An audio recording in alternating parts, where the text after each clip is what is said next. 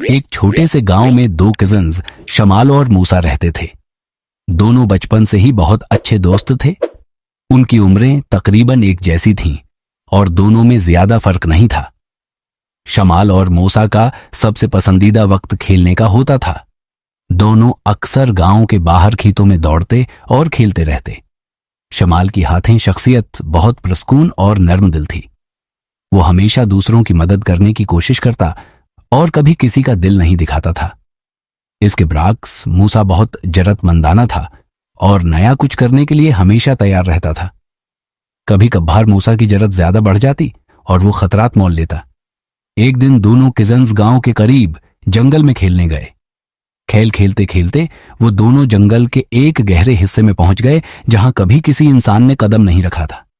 मूसा ने कहा, आओ हम इस जगह की हकीकत मालूम करते हैं। शमाल ने थोड़ा हचकचाया और कहा, नहीं मौसा, ये जगह खतरनाक हो सकती है। लेकिन मौसा ने उसे कायल कर लिया और दोनों आगे बढ़ गए। जल्दी ही इन दोनों को एक ही जगह पर पहुंचना पड़ा। प्रासरार गार का पता चला।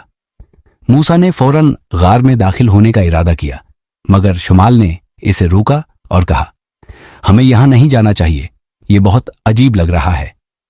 लेकिन मूसा अपनी जरत के साथ गार में दाखिल हो गया। गार के अंदर कुछ अजीब आवाजें सुनाई दें और अचानक गार का रास्ता बंद हो गया।